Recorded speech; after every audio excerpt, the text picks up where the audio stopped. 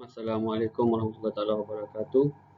Pertama sekali saya ucapkan ribuan terima kasih kepada Rustia yang memberi peluang kepada saya untuk membentangkan kertas kerja yang bertajuk Konsep Pernikahan di bawah umur menurut Hukum Syarak dan Undang-Undang Keluarga Islam Negeri Johor tahun 2003 di dalam International Seminar on Sharia and Law 2020. Saya Saul Hamid bin Muhyiddin, penyelia saya Nasrul Hisham bin Nur Muhammad dari Fakulti Sains Sosial dan Kemanusiaan Akademi Tamadun Islam UTM. Undang-undang yang digunakan pakai dalam mengawal selia pernikahan di bawah umur di Negeri Johor adalah Undang-Undang Keluarga Islam Negeri Johor tahun 2003. Di Negeri Johor, Mahkamah mempunyai bidang kuasa untuk mendengar permohonan pernikahan di bawah umur berdasarkan Seksyen 8 dan 18-1-A Enakmen Undang-Undang Keluarga Islam Negeri Johor tahun 2003. Dalam Fasal 8, umur minimum untuk perkahwinan bagi seorang lelaki adalah 18 tahun manakala bagi perempuan adalah 16 tahun. Sekiranya seorang lelaki yang kurang daripada 18 tahun atau perempuan yang kurang daripada 16 tahun ingin berkahwin, maka mereka hendaklah mendapatkan kebenaran bertulis daripada hakim syar'i terlebih dahulu. Terdapat tata cara atau SOP pernikahan di bawah umur yang mana memudahkan pihak-pihak yang ingin memohon untuk kebenaran bernikah di bawah umur. Proses seterusnya adalah proses sebutan kes, di mana pada peringkat sebutan kes ini, mahkamah akan memastikan sama ada pemohon hadir ataupun tidak. Sekiranya pemohon hadir, kes akan diteruskan dengan pendengaran pada hari tersebut. Dan sekiranya pemohon tidak hadir, mahkamah akan menangguhkan kes kepada tarikh yang lain. Semasa sesi pendengaran kes, mahkamah akan memastikan pendengaran tersebut dilaksanakan di dalam kamar hakim dan mahkamah juga akan memastikan pemohon hadir sendiri. Selain itu, mahkamah juga akan menentukan sama ada mahkamah berbidang kuasa atau tidak untuk mendengar permohonan tersebut. Umur pemohon juga akan diambil kira bagi menentukan sama ada layak atau tidak untuk memohon pernikahan di bawah umur. Mahkamah juga akan meminta pemohon kemukakan sebab hendak berkahwin. Selain itu, mahkamah juga akan memastikan pemohon berkahwin itu adalah dengan kerelaan hatinya sendiri dan tiada sebarang paksaan ataupun ugutan dan juga habuan yang diberikan bagi melaksanakan perkahwinan tersebut. Persetujuan ibu bapa juga akan diperolehi terlebih dahulu sebelum pemohon dibenarkan untuk bernikah di bawah umur. Antara soalan lain yang mahkamah akan tujukan adalah sebab dan tujuan pemohon hendak berkahwin, sama ada terdapat ugutan atau habuan daripada perkahwinan, sama ada pemohon rela dengan perkahwinan tersebut ataupun tidak. Mahkamah juga hendaklah berpuas hati bahawa persetujuan wali telah diperolehi dan tiada paksaan daripada wali sama ada dari segi dorongan, kemiskinan, habuan, desakan dan lain-lain. Pada hari pendengaran, mahkamah hendaklah memanggil orang-orang sebagaimana berikut untuk memberi keterangan di mahkamah. Pertama, bapa, penjaga atau wali, pasangan yang ini bakal suami atau isteri, ibu jika berkenaan dan lain-lain saksi jika berkenaan. Dalam mendapatkan keterangan bapa, penjaga atau wali, mahkamah hendaklah mengemukakan soalan-soalan seperti mana berikut, iaitu persetujuan bapa atau penjaga, sebab-sebab membenarkan anak berkahwin, sama ada wujudnya dorongan, kemiskinan, habuan atau desakan dan lain-lain, kadar mas kahwin yang ditentukan, kadar hantaran dan kos perkahwinan, kesediaan bapa atau penjaga untuk membantu dari segi keuangan dan moral, pengetahuan status sosial bakal keluarga pasangan, tahap pengetahuan agama anak atau lain-lain soalan yang difikirkan perlu oleh mahkamah. Setelah selesai mahkamah bertanyakan soalan-soalan tersebut, mahkamah hendaklah merekodkan semua keterangan pihak-pihak atau pemohon di dalam fail kes mahkamah. Setelah itu, mahkamah hendaklah mensabitkan dan mengeluarkan keputusan berserta alasan penghakiman. Pembantu hakim hendaklah menyediakan perintah mahkamah dan perintah tersebut hendaklah ditandatangani oleh hakim dan dimeterai. Pembantu hakim atau petugas kaunter hendaklah menyerahkan perintah bersih tersebut kepada pemohon. Bismillahirrahmanirrahim. Saya akan membentangkan kertas kerja bertajuk Potensi Pendekatan Pembiayaan Wakaf Ternakan. Okey. Pertama sekali, mengapa wakaf ternakan ini berpotensi untuk dilaksanakan, khususnya di Malaysia? Okey, pertama sekali, berikutan permintaan ataupun majoriti penduduk di Malaysia ini adalah Muslim. Okay, yang keduanya adalah disebabkan kita juga berhadapan dengan kekurangan beberapa komoditi makanan seperti produk ternesu dan juga termasuklah daging tempatan. Okey, yang seterusnya, sebelum kita berhadapan dengan isu COVID-19 ini, kita juga merupakan antara negara yang menjadi tumpuan pelancong asing, khususnya pelancong asing daripada Muslim daripada Timur Tengah. Dan seterusnya, disebabkan juga sekiranya kita mengimport produk-produk berkaitan susu dan juga ternesu ini, maka kita akan dapati bahawa harga produk susu dan ternesu ini agak tinggi di pasaran dan dia menyebabkan terdapat kesukaran terutamanya golongan pendapatan rendah untuk mendapatkan makanan bentuk susu ini. Seterusnya, kita dapati juga daripada data-data yang diperolehi bahawa terdapat peningkatan sekitar 1.6 juta tan metrik pada tahun 2020 bagi permintaan daging, dan juga terdapat permintaan sekitar 1.9 bilion liter yang berkaitan dengan permintaan susu. Seterusnya juga, kerajaan sendiri telah menyokong dasar berkaitan dengan wakaf atau ternakan ini khususnya dengan adanya dasar agro makanan 2011 ke 2020 ini. Okay, dasar ini melibatkan beberapa tumpuan, termasuklah juga bagi ternakan ruminan, iaitu ternakan melibatkan kambing dan lembu ini. Okey, yang seterusnya yang merupakan sebab utama mengapa kita memerlukan ataupun potensi untuk melaksanakan wakaf ternakan ini adalah disebabkan kita mempunyai jumlah besar tanah wakaf terbiar, dan kedudukan tanah ini juga dilihat dalam skala yang kecil-kecil dan juga berada di luar bandar dan juga dia berselerakkan. Jadi kalau kita lihat dalam konteks ini, kebanyakan perusahaan ternakan kambing dan lembu ini sesuai dilaksanakan dalam konteks skala yang kecil ini. Kan, walaupun terdapat juga peluang-peluang untuk kita menaik taraf projek ini di peringkat seterusnya. Okey, yang ketiga pula ialah melibatkan bagaimanakah pendekatan pembiayaan wakaf ini boleh dilaksanakan.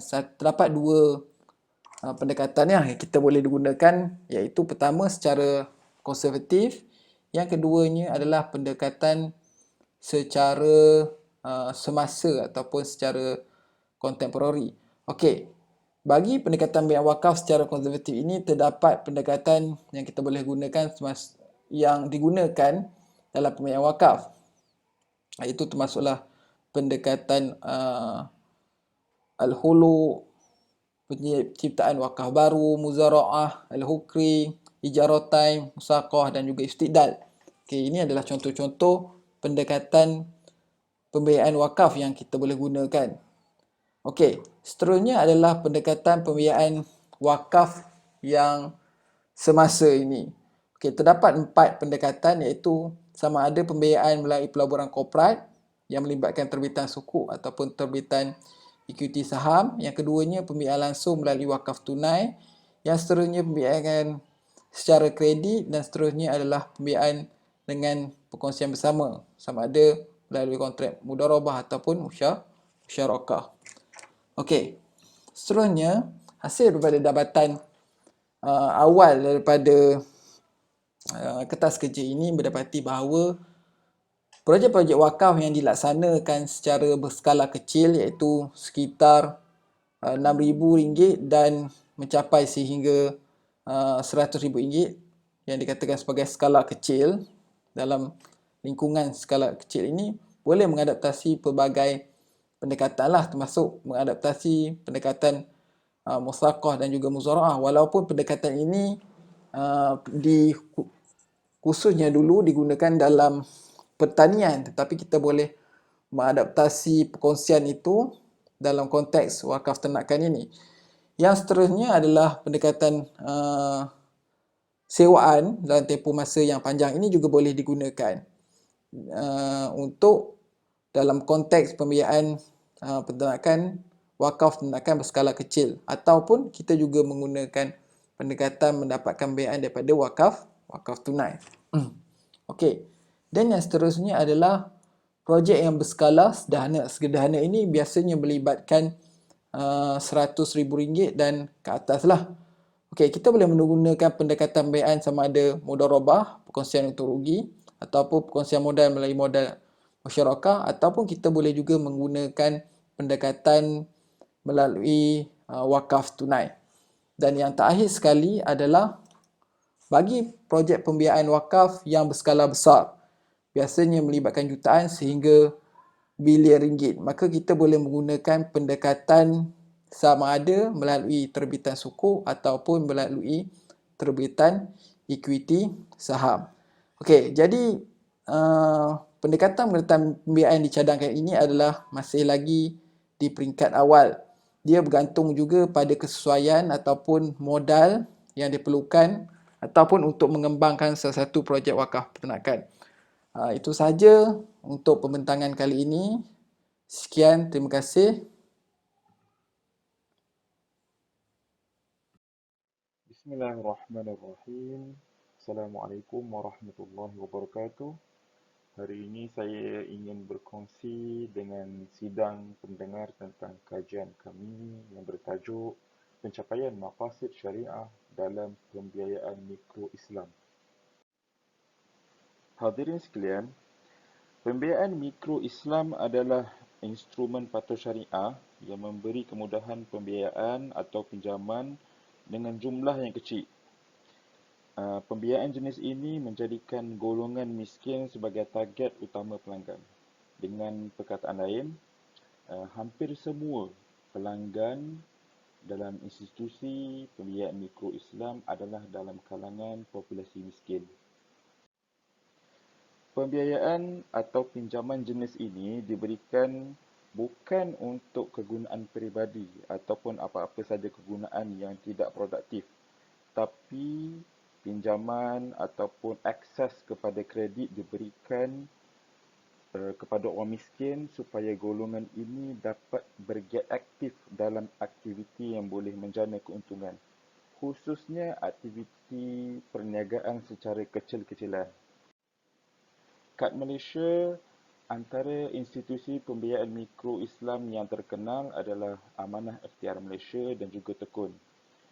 Dah ada banyak kajian-kajian empirikal dijalankan ke atas institusi-institusi ini dan telah terbukti bahawa pembiayaan mikro Islam mampu untuk membasmi kemiskinan dan juga memperkasakan populasi miskin. Walau bagaimanapun, pembiayaan mikro Islam masih agak kurang dibincangkan dalam konteks maqasid syariah. Justru kajian ini dibuat untuk melihat aspek pencapaian maqasid, ataupun dengan kata lain, kajian ini cuba mencadangkan satu kerangka awal maqasid untuk pelaksanaan pembiayaan mikro Islam.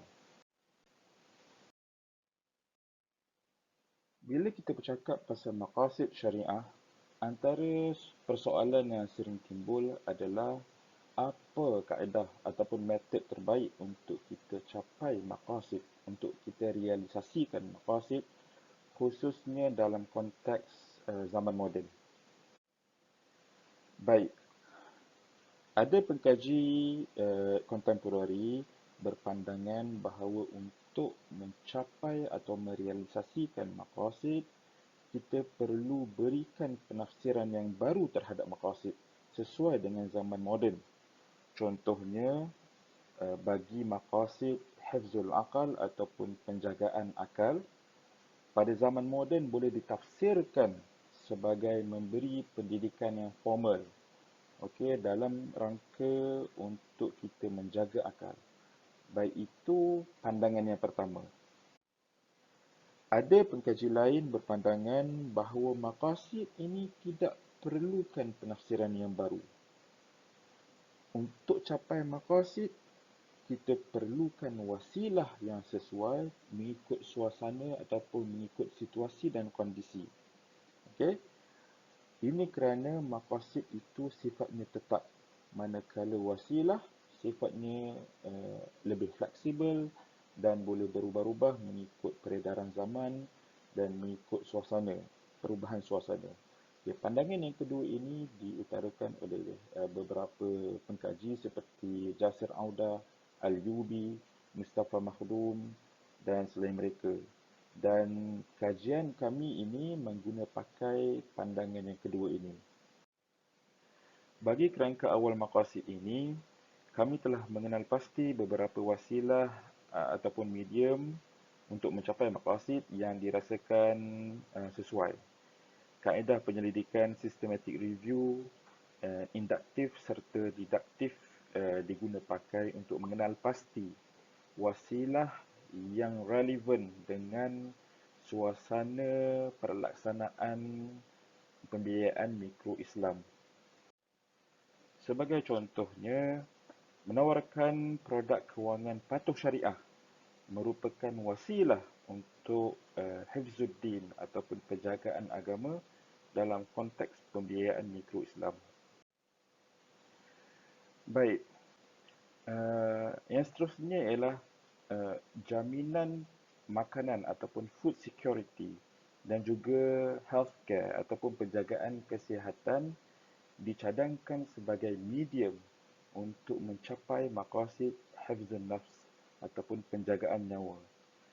Baik, jaminan makanan di sini tidak semestinya bermaksud bahawa institusi pembiayaan mikro perlu menyediakan kemudahan pemakanan kepada populasi miskin ataupun kepada para pelanggan mereka.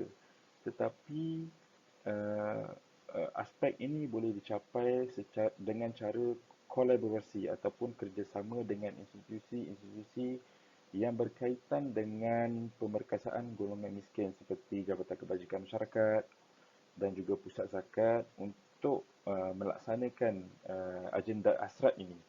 Okey, begitu juga dengan penjagaan kesihatan. Institusi pembiayaan mikro Islam boleh menawarkan skim perlindungan kesihatan. Contohnya takaful mikro, ya, skim takaful mikro untuk diberikan ataupun ditawarkan kepada populasi miskin, yang mana populasi ini sering menghadapi kesukaran untuk melanggan ataupun mencarum polisi-polisi takaful yang mainstream kerana harganya yang agak mahal. Bagi hifzul aqal, bagi mencapai hifzul aqal pula, medium yang dicadangkan adalah melalui pengetahuan tentang keusahawanan. Okey, baik. Keusahawanan ini sangat berkait rapat dengan pembiayaan mikro Islam kerana pembiayaan jenis ini diberikan kepada golongan miskin untuk menggalakkan mereka menjalankan perusahaan secara kecil-kecilan. Walau bagaimanapun, tanpa ilmu, tanpa pengetahuan dan kemahiran keusahawanan, kemungkinan perusahaan mereka akan mengalami kerugian. Jadi, ilmu dan kemahiran tentang keusahawanan amat penting untuk peniaga kecil-kecilan, khususnya dalam kalangan golongan miskin. Untuk mencapai maqasid hifdzun nasl dalam konteks pembiayaan mikro Islam pula, ia boleh dicapai dengan melalui medium pemerkasaan institusi kekeluargaan. Maaf, ada typo sikit di situ. Okey, baik. Pemerkasaan institusi kekeluargaan ini amat ditekankan dalam operasi pembiayaan mikro Islam dengan cara menggalakkan family business ataupun berniaga secara berkeluarga.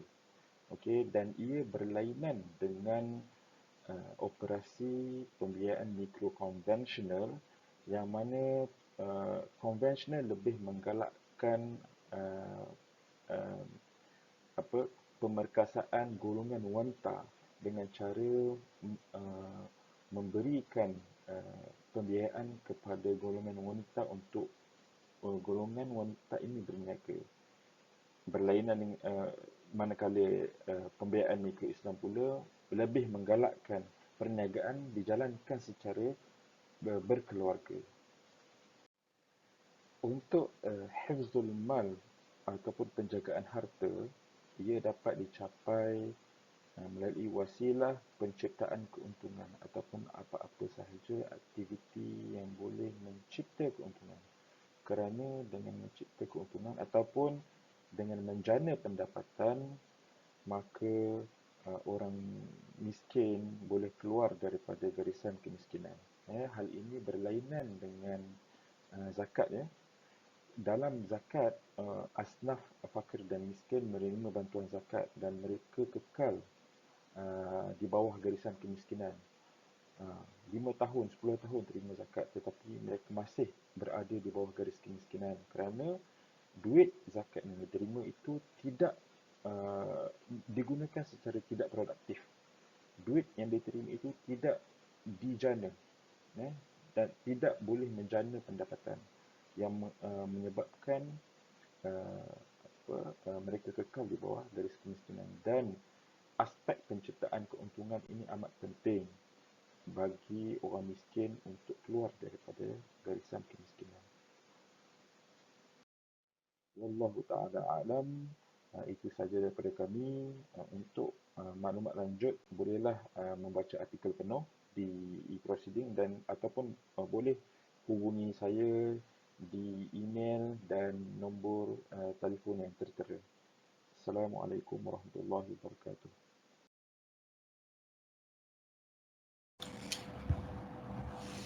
Assalamualaikum warahmatullahi taala wabarakatuh.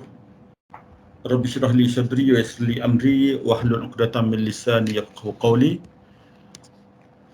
Allahumma la sahla illa ma ja'altahu sahla wa anta ja'alal huzna idza syi'ta sahla.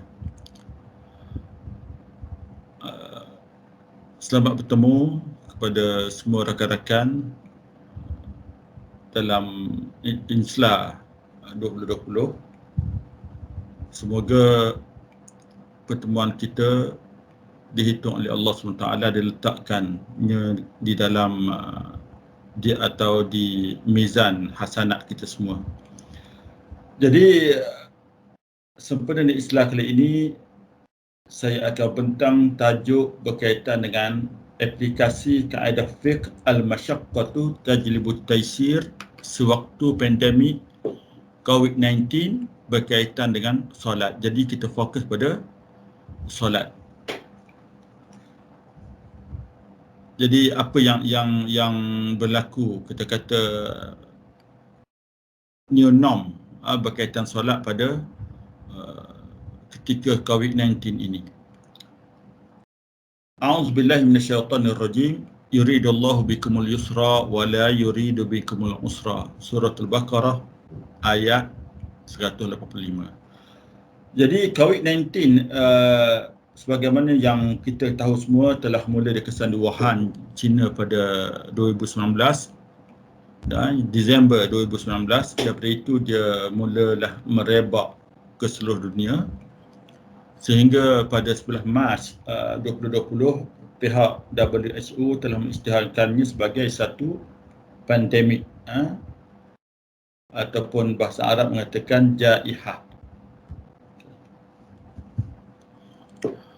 Jadi sehingga waktu saya menulis paper untuk ISLA ini, iaitu pada 13 September, saya dapati angka yang telah dikeluarkan oleh WHO mengenai mereka yang disahkan positif COVID-19 ini ialah seramai 28 juta lebih, dan bilangan kematian ketika itu hampir mencecah 1 juta.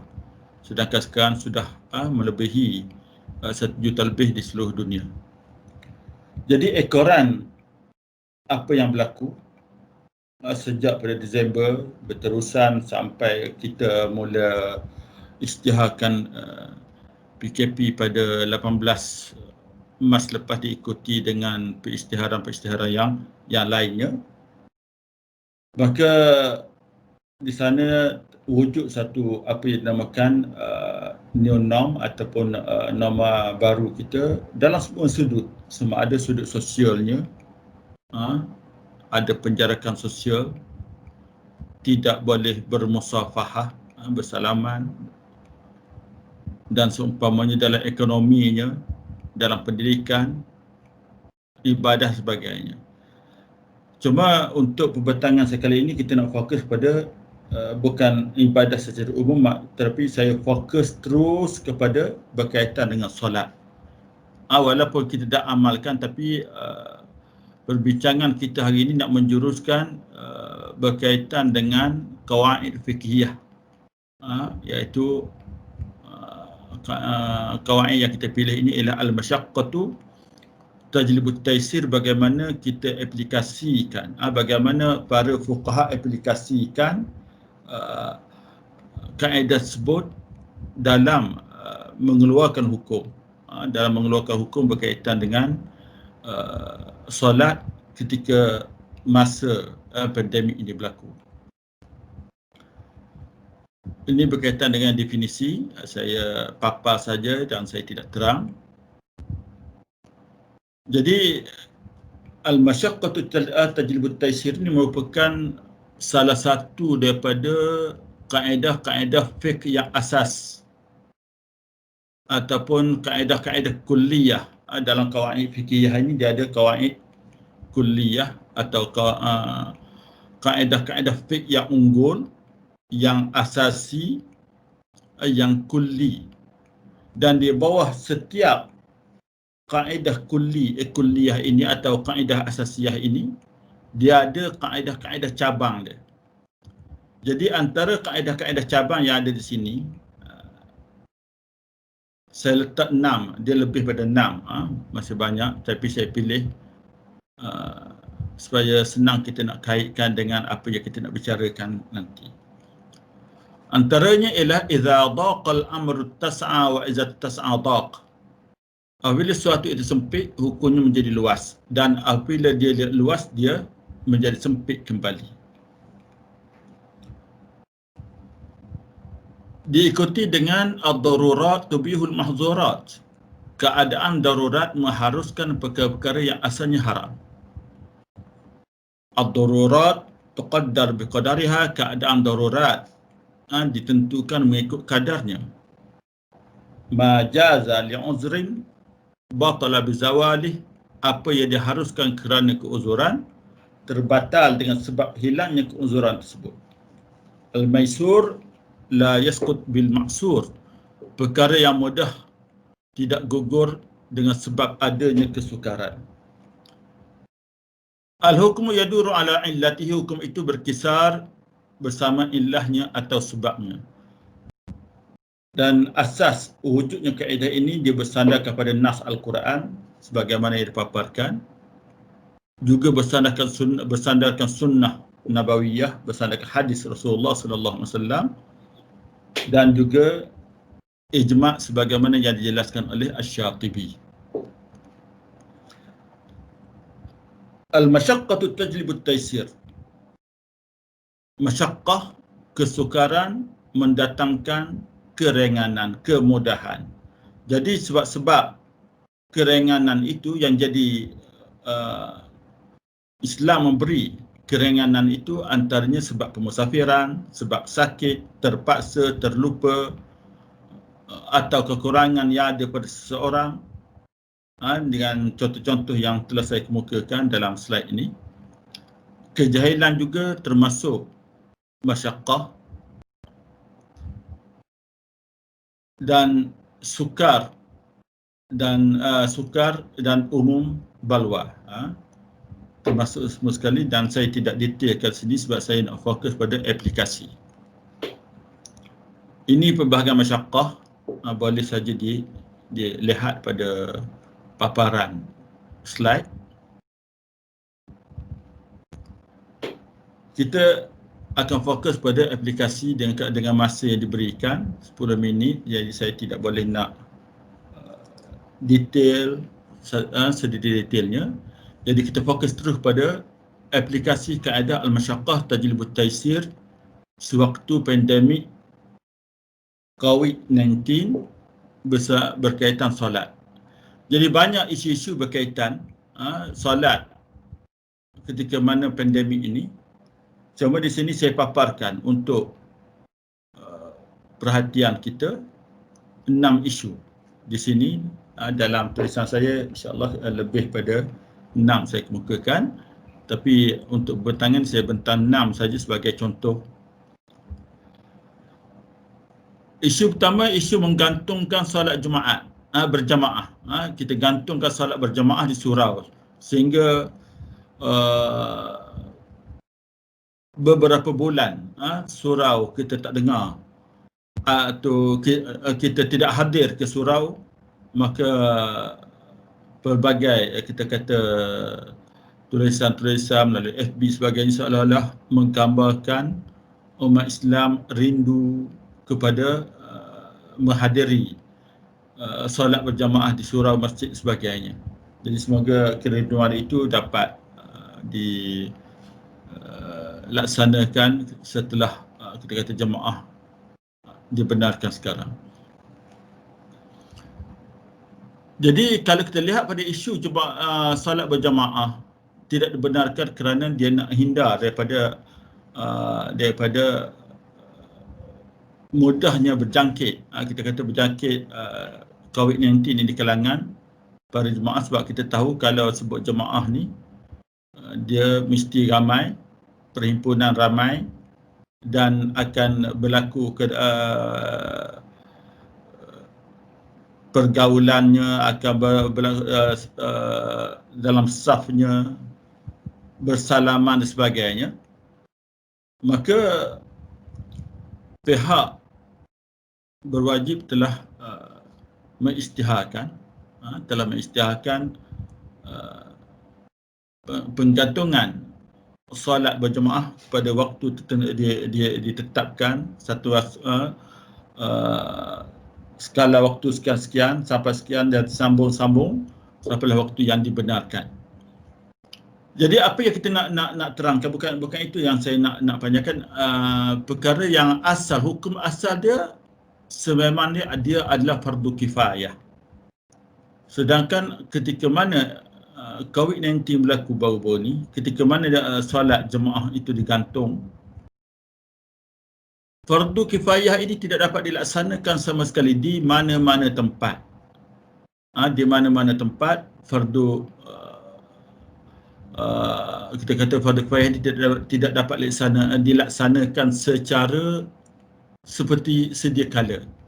Walau macam mana pun pihak kita kata pihak berwajib membenarkan untuk kadar 3 orang atau 4 orang, orang-orang yang berkaitan dengan surau atau masjid seperti Imam Bilal ataupun Syiah. Ini bagi nak memenuhi tuntutan fardu kifayah. Okey, bila kita nak bercakap secara umumnya solat itu tidak dapat dilaksanakan secara berjamaah, ada sandarannya, ada sandaran hukumnya, iaitu Nabi SAW pernah bersabda, dan maksudnya barang siapa mendengar azan dan tidak memenuhinya azan tersebut tanpa ada uzur yang menghalanginya, maka solat yang dikerjakannya tidak akan diterima. Okay. Allah tak terima solat yang orang yang dengar azan tapi dia tak solat berjamaah. Itu cara ringkasnya. Walau macam mana pun tidak diterima sini, dibahaskan dalam kitab-kitab fuqaha kita, dia adalah tidak sempurna. Solatnya tidak sempurna. Jadi bukannya tidak sah, tapi tidak sempurna. Para sahabat bertanya, apakah uzurnya? Rasulullah menjawab, takut dan sakit. Jadi illah tidak ditiada tu kecuali ada uzur yang menghalang itu. Rasulullah telah bagi ialah takut dan sakit. Jadi jelaslah kita takut kebimbangan wabak itu tersebar dan sebagainya, dan takut juga dihinggapi dengan penyakit yang sukar untuk dibendung, dihalang sebagainya.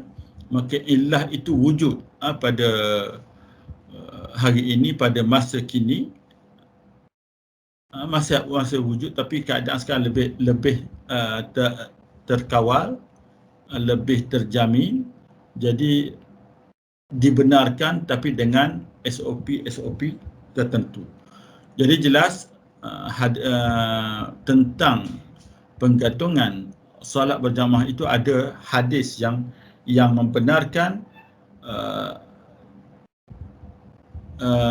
ia tidak dilakukan kerana ada keuzuran yang menghalang, dan keuzuran sini ialah jelas takut dan sakit. Seterusnya solat jemaat, ijma'. Solat jemaat ini adalah dia wajib ditunaikan secara berjemaah. Jadi fuqaha telah masukkan dia sebagai keuzuran kerana bimbang mengenai keselamatan jiwa, harta dan kehormatan.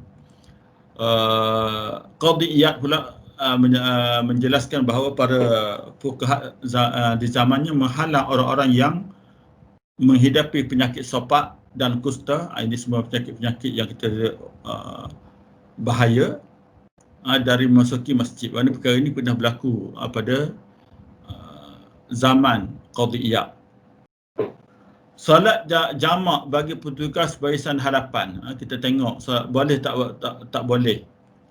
Jadi perkara ini dibenarkan walaupun kalau ikut ijma' ulama, ijma' ni solat dalam waktu yang ditetapkan termasuk dalam perkara al-ma'lum minad din bid-darurah. Ini perkara yang asas yang semua orang tahu. Solat mesti mengikut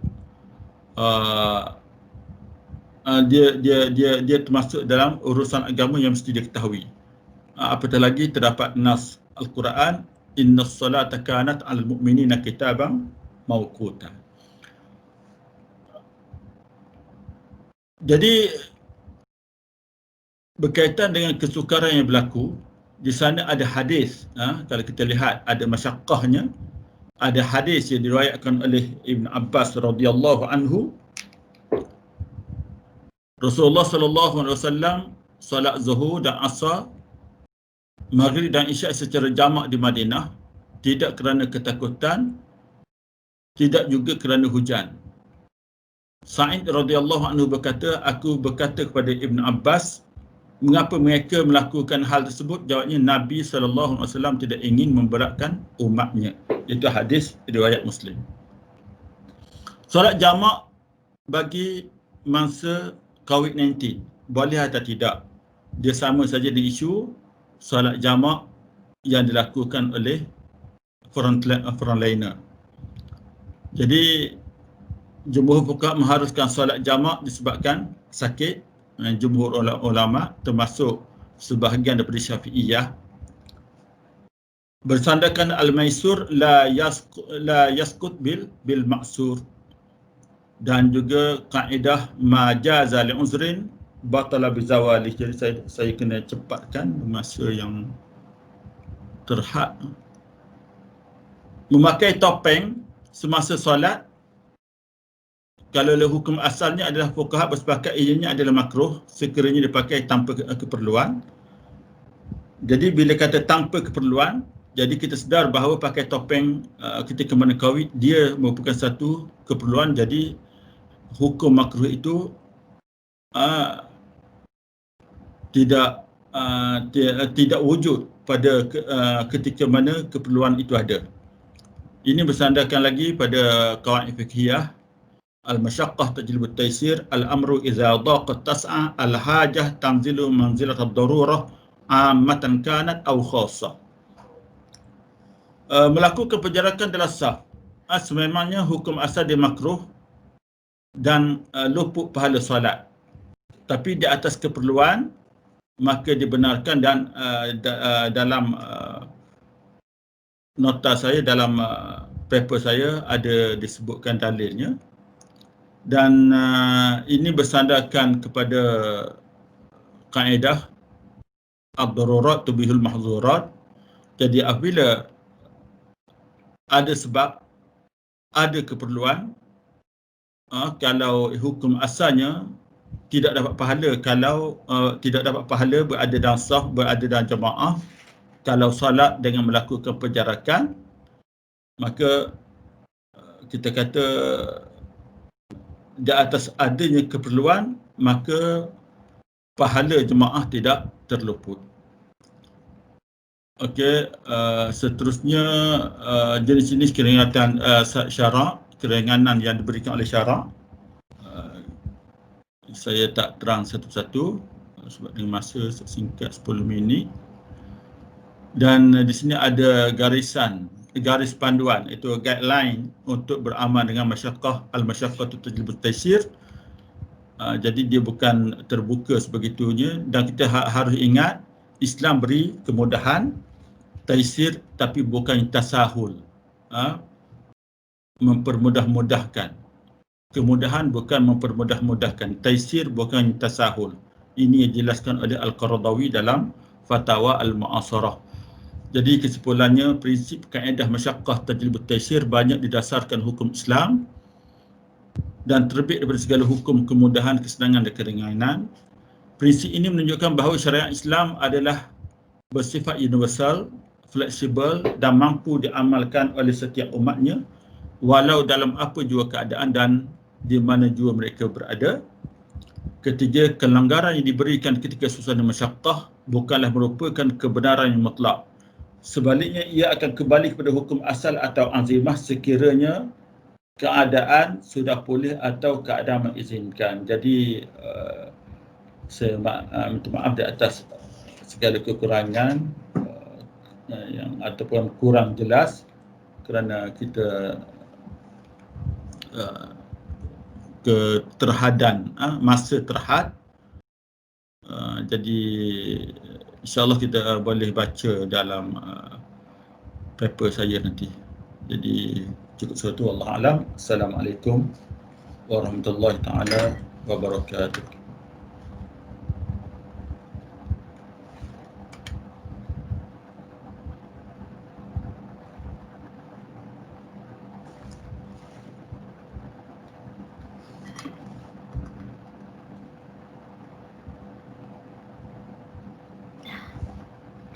Jadi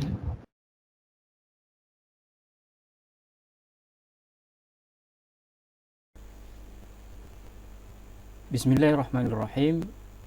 Assalamualaikum warahmatullahi wabarakatuh. Alhamdulillah wassalatu wassalamu ala Rasulillah wa ala alihi wa sahbihi wa man walah, amma ba'd. Pertama sekali saya mengucapkan terima kasih kepada pihak penganjur International Seminar on Syariah and Law 2020, INSLA 2020, yang telah memberikan kesempatan untuk kami membentangkan kertas kajian yang bertajuk Aplikasi Kaedah-Kaedah Fiqh dalam Isu-isu Semasa Pandemik COVID-19. Saya Muallimin Muhammad Syahid, mewakili rakan penulis Dr. Fetan Amal dan Dr. Ahmad Syukran Baharudin, akan membentangkan kajian yang kami sediakan ini. Latar belakang kajian, seperti yang kita sedia maklum bahawa pandemik COVID-19 yang melanda dunia pada hari ini telah mengorbankan jutaan mangsa, sama ada yang meninggal dunia maupun yang dijangkiti oleh virus yang mematikan ini. Sejarah akan mencatat musibah ini sebagai musibah yang terbesar abad 21 yang telah mengubah struktur kehidupan manusia yang belum pernah berlaku sebelum ini. Dan ajaran Islam yang bersifat syamil atau lengkap dan juga soleh likulli zaman wa makan, sesuai dengan segala zaman dan tempat, menjadi panduan dalam mendepani segala cabaran era baharu dan memberi jawapan bagi isu-isu semasa. Adapun kenyataan masalah untuk kajian yang kami sediakan ini, norma baharu kesan pandemik COVID-19 dan pelbagai isu masa kini yang berlaku, ia memerlukan satu jawapan, satu solusi atau jalan keluar serta justifikasi daripada ajaran syarak. Prinsip-prinsip hukum syarak atau yang dikenali dengan qawaid fiqhiyah yang bersumberkan daripada Al-Quran dan As-Sunnah perlu diaplikasikan dalam memberikan keputusan hukum hakam permasalahan yang timbul. Jadi, dapatkah kaedah fiqh yang diaplikasikan ini akan memberikan justifikasi yang berpandukan syarak bagi isu-isu berbangkit khasnya semasa pandemik? Ini adalah masalah yang cuba untuk diketengahkan dan diberikan penjelasan sama ada Islam yang mempunyai ajaran yang bersifat syamil tadi boleh memberikan jalan keluar bagi pelbagai masalah yang timbul. Adapun objektif kajian, kertas kajian ini membincangkan prinsip-prinsip hukum syarak atau yang dikenali dengan qawaid fiqhiyah dalam mendepani cabaran semasa pandemik COVID-19. Dan juga ia menjelaskan sejauh manakah prinsip-prinsip yang bersumberkan daripada Al-Quran dan As-Sunnah itu dapat diaplikasikan untuk memberi jawapan terhadap isu-isu baharu yang timbul. Dan bertujuan juga menerangkan beberapa contoh justifikasi syarak dalam permasalahan semasa kesan daripada pandemik COVID-19. Dalam penulisan kajian ini, kami menggunakan metodologi yang berbentuk kualitatif deskriptif, menggunakan kaedah analisis, kandungan dan kajian kepustakaan dengan menggunakan sumber-sumber berupa dokumen primer dan sekunder seperti kitab rujukan kitab Turath serta penulisan akademik di dalam jurnal maupun artikel-artikel yang ada untuk dirujuk bagi mengetahui hukum berdasarkan dalil dan kaedah fiqh.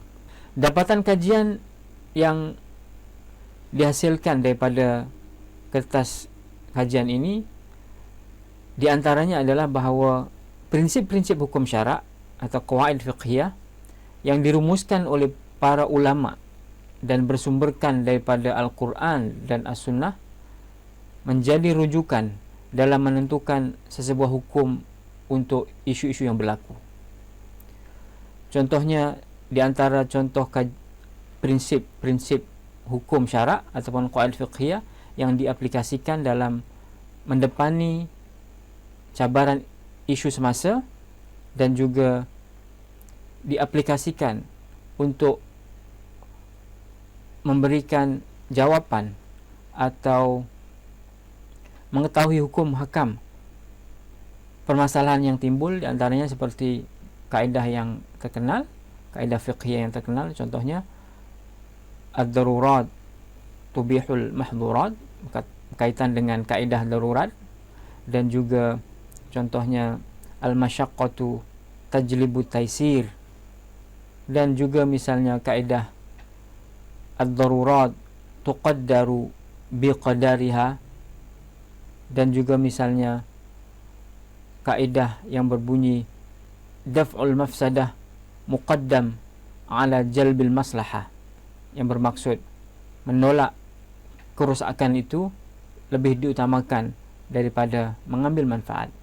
Dan juga kaedah yang saya sebutkan tadi, ad-darurat tubihul mahdhurat, maknanya keadaan darurat mendesak membolehkan permasalahan yang hukum asalnya adalah haram menjadi harus.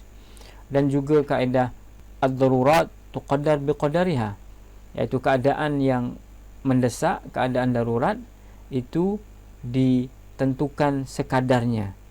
Bila ia telah hilang, maka tidak boleh kita berlarutan menggunakan dan memakai hukum yang berdasarkan darurat tadi. Dan ini adalah di antara kaedah-kaedah fiqh atau prinsip-prinsip hukum syarak yang diaplikasikan dalam menjustifikasi isu-isu yang berlaku khasnya semasa pandemik COVID-19. Contohnya adalah kita diperbolehkan untuk menangguhkan solat berjemaah, solat Jumaat, solat Aidil Fitri, Aidil Adha, bahkan menangguhkan pergi menunaikan manasik haji dan sebagainya.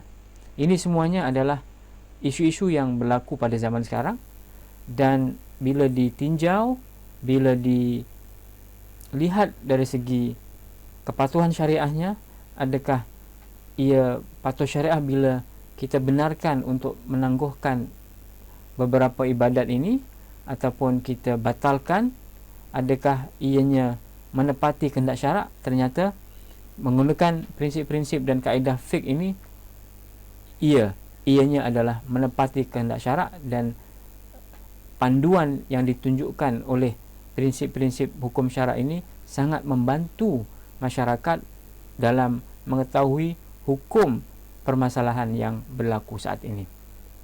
Jadi dapatan kajian yang seterusnya adalah agama Islam membuktikan bahawa keanjalan hukum syarak mampu mendepani pelbagai isu semasa yang sentiasa berubah dan berkembang. Dapatan yang lain menunjukkan bahawasanya prinsip thawabit ataupun kaedah dalil yang kekal dan tidak berubah, dan juga mutaghayyirat, dalil yang berubah atau masalah yang boleh berubah mengikut perkembangan zaman dalam hukum syarak seperti yang digariskan oleh ulama, menjadi panduan yang diambil kira sebagai satu dasar dan rujukan dalam menentukan hukum isu yang berlaku. Seterusnya, dengan ciri khas ajaran Islam yang fleksibel atau anjal dan dapat menyesuaikan dengan perkembangan zaman, syariat Islam sentiasa progresif dan sesuai dengan segala masa dan tempat, atau yang dikenali dengan salihun likulli zaman wa makan.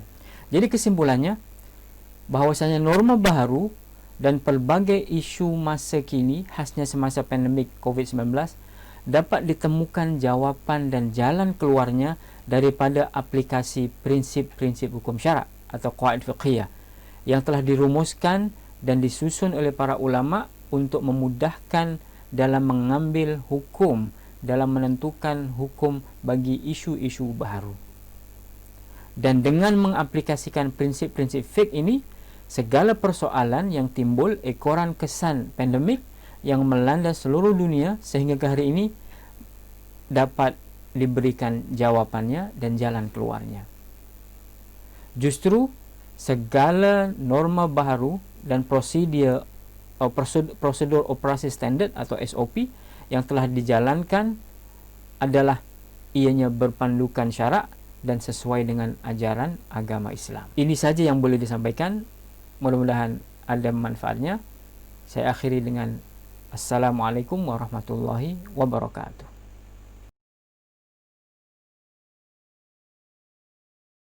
Bismillahirrahmanirrahim. Assalamualaikum warahmatullahi wabarakatuh.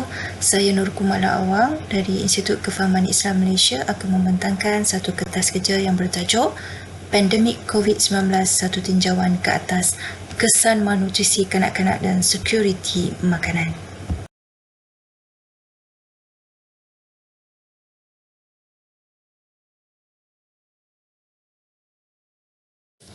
Sebagai pengenalan, seperti mana yang kita maklum bersama bahawa pandemik COVID-19 ini telah mencetuskan satu krisis sosial dan juga ekonomi secara global, di mana ia telah memberi impak kepada kesiapsiagaan negara dalam menghadapi krisis bekalan makanan.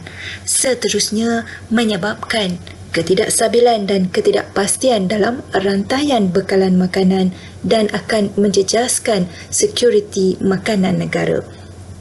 Ia akan memberi kesan yang serius terhadap status pemakanan dan juga kesihatan serta kelangsungan kesihatan generasi muda, khususnya golongan kanak-kanak.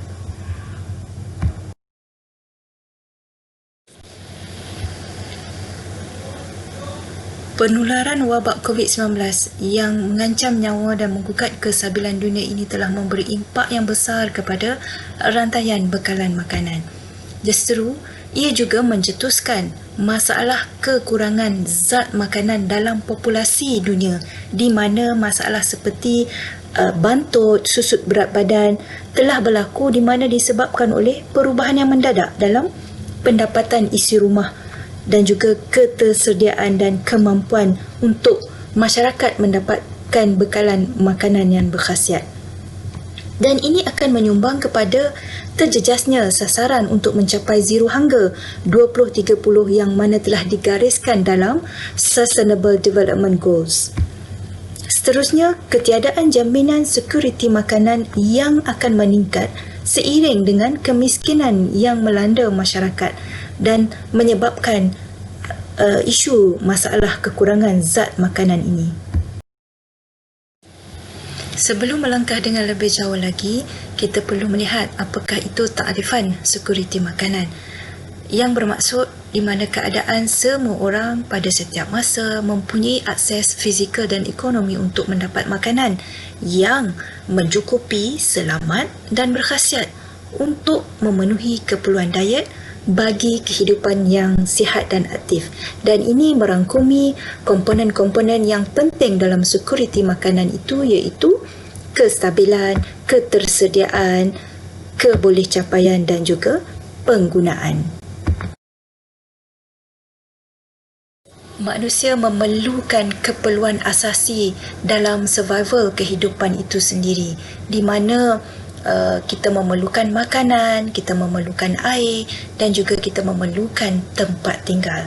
Keperluan makanan itu sendiri dikategorikan sebagai ad-daruriyat kerana ia mempunyai kesan yang cukup besar kepada manusia secara langsung. Berikut ialah komponen-komponen yang penting dalam sekuriti makanan, di mana kita tidak boleh mengabaikan aspek ketersediaan, kebolehcapaian, kestabilan dan juga penggunaan. Aspek penggunaan ataupun utilization ini adalah penting kerana ia menggambarkan bagaimana seseorang individu ataupun isi rumah memerlukan diet dan makanan yang berkualiti untuk gaya hidup yang sihat dan aktif, di mana kecukupan zat dan khasiat makanan akan menggambarkan sekuriti makanan seseorang ataupun sesebuah keluarga itu akan terjamin. Keadaan sekuriti makanan membawa maksud limitasi atau ketidakpastian sumber makanan yang cukup dan selamat serta berkhasiat, di mana sebanyak 2 bilion populasi di dunia mengalami ketiadaan sekuriti makanan pada aras yang sederhana dan juga teruk. Ketiadaan sekuriti makanan menyebabkan kekurangan dalam pengambilan makronutrien, mikronutrien, kurang pengambilan sayur-sayuran dan juga buah-buahan. Disebabkan itu juga kurang dalam pengambilan kepelbagaian makanan. Laporan UNICEF pada Ogos 2020 mencatatkan bahawa isi rumah yang berpendapatan 2,000 ke bawah lebih cenderung untuk makan makanan mi segera dan telur serta kurang berbelanja untuk membeli beras dan makanan berprotein lain berbanding golongan yang berpendapatan lebih tinggi dalam kalangan penduduk bandar di Kuala Lumpur. Aspek ketersediaan dalam komponen sekuriti makanan sahaja tidak mencukupi sekiranya masyarakat kita tidak mampu untuk membeli makanan.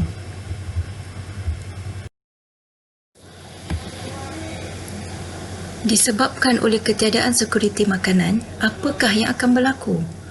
Dianggarkan bahawa 3 bilion orang ataupun lebih tergolong dalam kategori tidak mampu untuk mendapatkan makanan yang berkhasiat. Jadi, kos yang tinggi ataupun kurang kemampuan ini membawa maksud lebih ramai lagi masyarakat tidak dapat makan secara sihat dan berkhasiat. Justru, masalah malnutrisi akan berlaku. Masalah obesiti, masalah kerdil ataupun penyusutan berat badan dan juga kekurangan zat makanan khususnya dalam golongan kanak-kanak yang berisiko lebih mudah berlaku.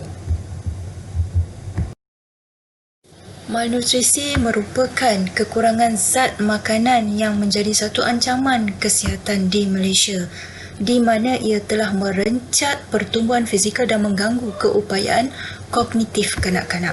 Dan malnutrisi ini dicirikan sebagai terbantut dan susut berat badan. Berikut merupakan statistik kekurangan zat makanan ataupun malnutrisi yang berlaku di Malaysia, Kuala Lumpur dan Rumah Pangsa, di mana ia telah menunjukkan satu kesan pemakanan yang tidak sihat bagi kelompok yang miskin dan juga yang berpendapatan yang rendah. Kemiskinan. Pendapatan garis kemiskinan PJK 2019 yang telah diumumkan adalah sebanyak RM2,208, di mana PJK makanan adalah sebanyak RM1,038 untuk isi rumah sebanyak 4 orang.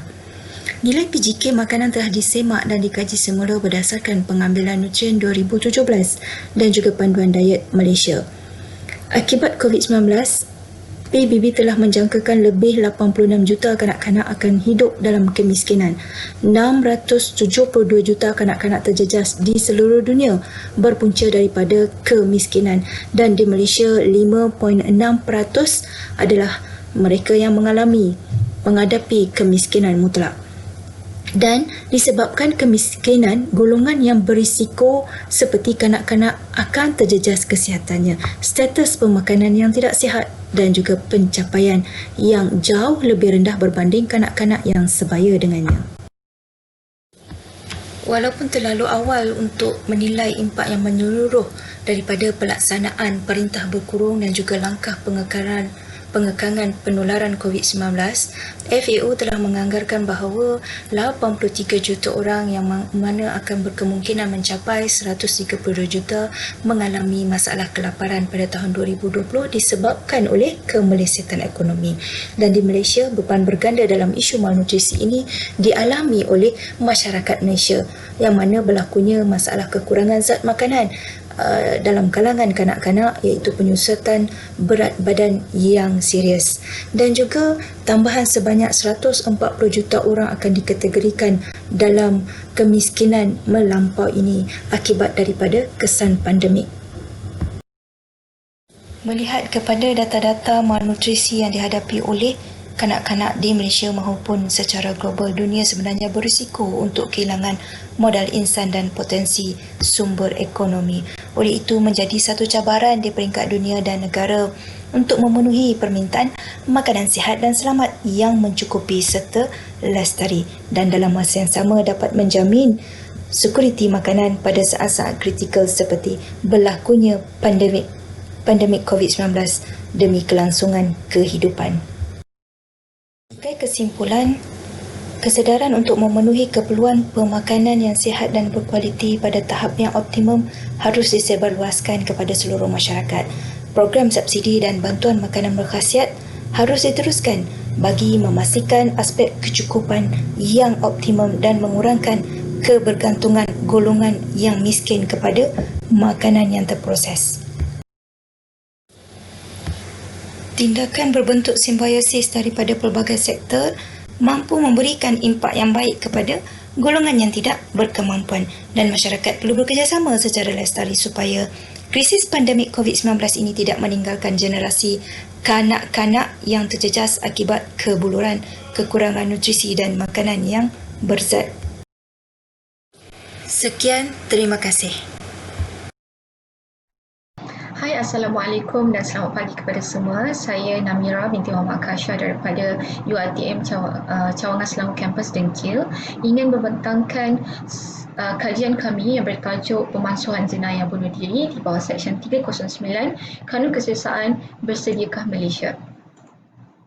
Dan ini adalah struktur pembentangan kami, iaitu dimulai dari objektif kajian, pengenalan, perspektif perundangan dan psikologi, Seksyen 309 masih relevan atau perlu diubah, cadangan dan penutup dan sedara rujukan.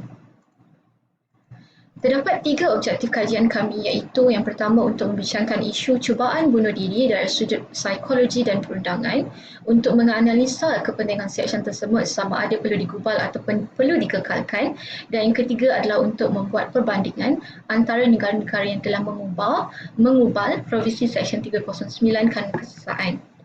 Dan ini adalah sebahagian daripada keratan akhbar di mana kes cubaan bunuh diri telah menarik perhatian masyarakat.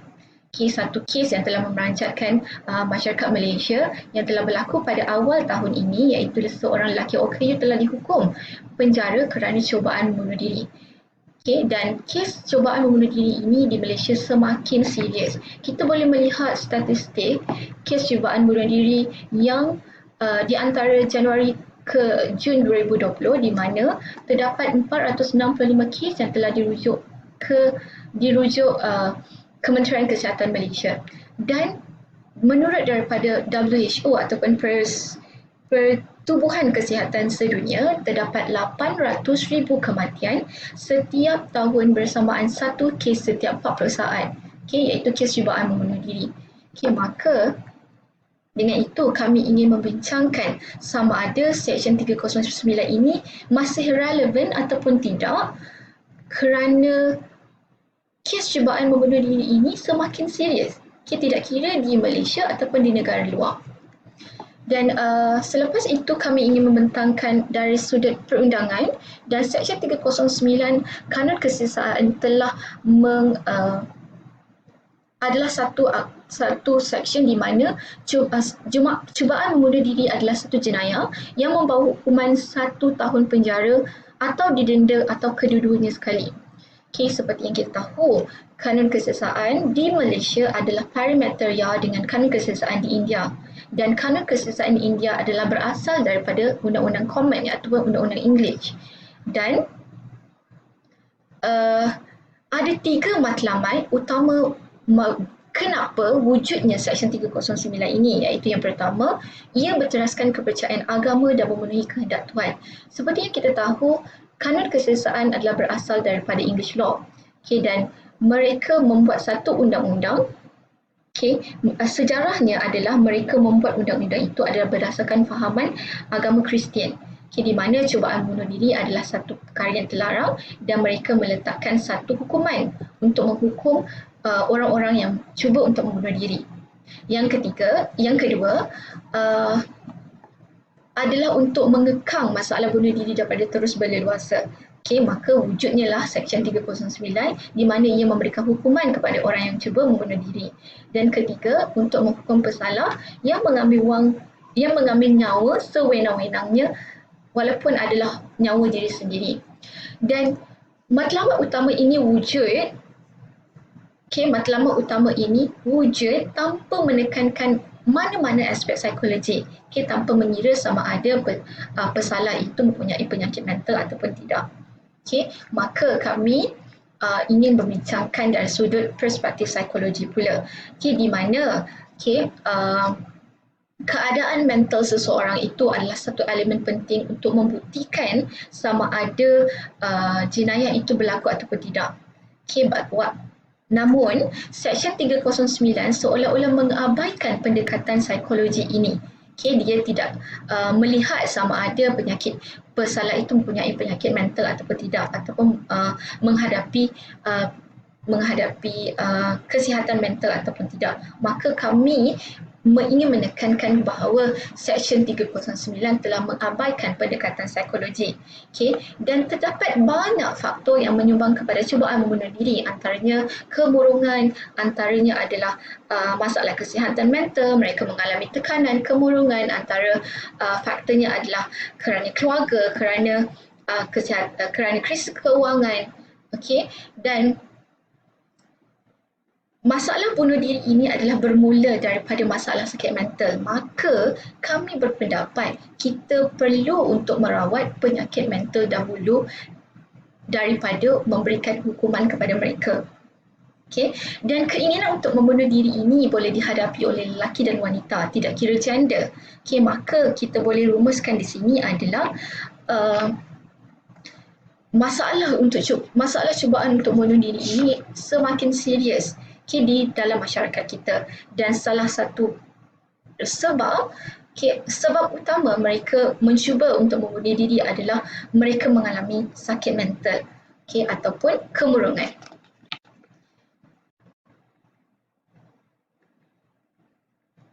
Okey, kita melihat pengubalan Seksyen 309 di negara-negara luar, di mana kita melihat kepada UK, United Kingdom telah meninggalkan undang-undang jenayah kuno ini dan menjadikan cubaan bunuh diri ini satu proses pemulihan. India juga telah mengubal kerana kesesaan dan membuat satu anggapan automatik di mana setiap orang yang cuba untuk membunuh diri akan dianggap kecuali dibuktikan sebaliknya mengalami tekanan yang teruk.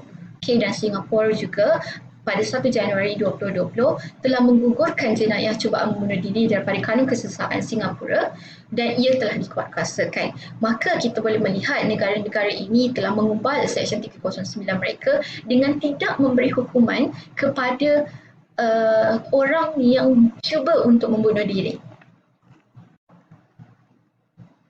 Maka isu yang paling utama untuk kita bahaskan adalah Seksyen 309 masih relevan atau perlu membuat satu anjakan paradigma di Malaysia. Seperti yang kita maklum, undang-undang adalah berevolusi dan ia tidak statik. Maka kita mestilah membuat satu undang-undang selari dengan keperluan masyarakat. Ia selari dengan pendapat Ehrlich di mana ia memperkenalkan konsep undang-undang hidup ataupun living law dalam struktur masyarakat. Yang kedua, undang-undang agama dan manusia berasal dari sumber berbeza. Seperti yang saya maklum tadi, mereka membuat hukuman kepada cubaan membunuh diri kerana sejarahnya daripada tuntutan agama. Dalam agama, ia adalah cubaan bunuh diri adalah satu bertentangan dengan agama dan ia perlulah diberi hukuman. Maka di sini saya ingin nyatakan bahawa undang-undang agama dan manusia ia berasal dari sumber yang berbeza. Alasan ini tidak kukuh memandangkan undang-undang seharusnya digubal ataupun dibuat mengikut keperluan semasa. Yang ketiga adalah Seksyen 309 bercanggah dengan kandungan minimum undang-undang natural, iaitu minimum content of natural law ataupun kandungan minimum undang-undang natural yang telah diperkenalkan oleh Sheila Hart. Cubaan untuk membunuh diri bukanlah satu sifat manusia. Mereka mencuba untuk membunuh diri kerana mereka mempunyai masalah mental ataupun mereka mempunyai masalah kemurungan. Maka Seksyen 309 ini adalah bercanggah dengan prinsip yang diperkenalkan oleh Sheila Hart. Dan yang terakhir, kita tidak boleh menyamakan jenayah membunuh dengan cubaan membunuh diri. Dua benda yang sangat berbeza. Membunuh, sekiranya itu adalah jenayah membunuh, dia ada mangsanya. Tetapi kalau cubaan bunuh diri, tiada mangsanya. Maka untuk menghukum manusia ataupun menghukum orang yang cuba untuk membunuh diri adalah satu mekanisme yang tidak efisien. Kerana cubaan membunuh diri itu adalah satu keinginan, tapi cubaan membunuh ini adalah satu jenayah yang semua orang tahu. Itu adalah satu jenayah yang perlukan hukuman yang sangat berat. Maka dengan itu kami bercadang, kami memberi cadangan bahawa undang-undang yang terpakai bagi kes cubaan membunuh haruslah disemak semula kerana ia tidak lagi sesuai dengan keadaan semasa. Keadaan semasa kita semakin parah dengan isu-isu penyakit mental. Maka pindaan undang-undang perlu sebagai langkah pemansuhan dan diikuti oleh mengubah nilai budaya masyarakat terhadap perbuatan membunuh diri.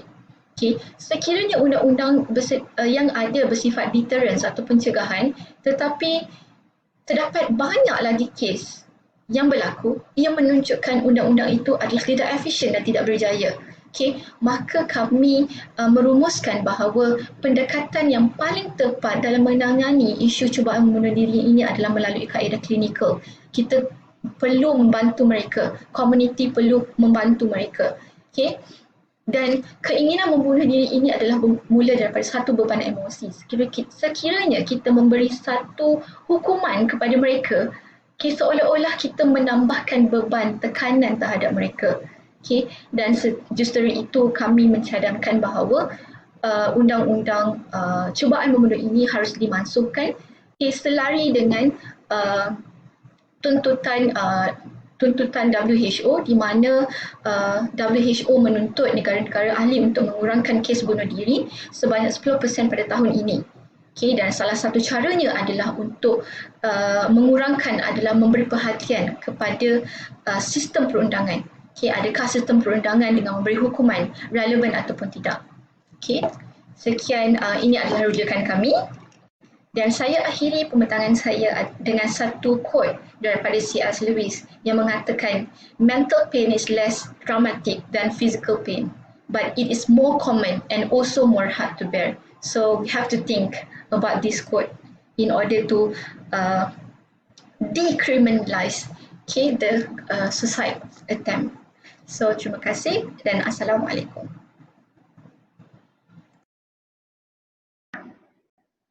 Assalamualaikum warahmatullahi wabarakatuh. Nama saya Nazrul Sila Razniza binti Muhammad Nazri.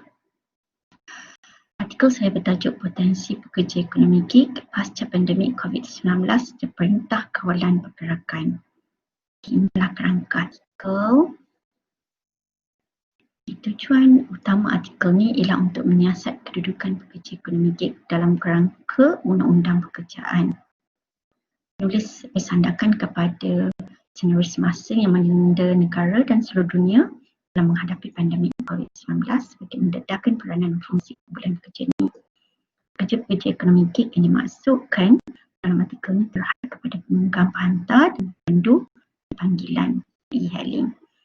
Isu undang-undang utama yang difokuskan adalah status pekerja ekonomi gig sebagai orang bekerja sendiri atau kontraktor bebas.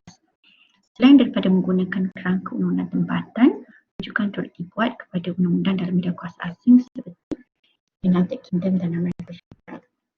Pada peringkat pengenalan, Inggeris menerangkan tentang pelaksanaan perintah kawalan pergerakan yang mana akhirnya akibat daripada sekatan pergerakan terhadap orang ramai bergantung kepada perkhidmatan pengembang penghantaran ataupun penyedia perkhidmatan penghantaran.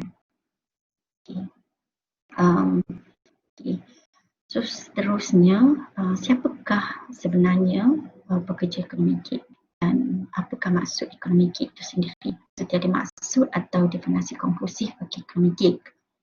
Namun kebanyakan literatur menerangkan sekarang ini sebagai satu kaedah canaan ekonomi di mana organisasi atau firma mengontrak kontrak dengan bebas untuk tempoh yang singkat. Namun suatu yang serupa dalam kebanyakan kajian ialah ekonomi gig berkembang pesat pada situasi model yang akan berasaskan platform. Jadi Stefano menerangkan terdapat dua jenis pekerjaan di bawah kategori ekonomi gig, iaitu crowd work dan work on demand via app. Dan khusus bagi pekerja penunggang penghantar, mereka sesuai dikategori sebagai work on demand via app, hasil kombinasi pekerjaan tradisional dan platform digital melalui platform digital.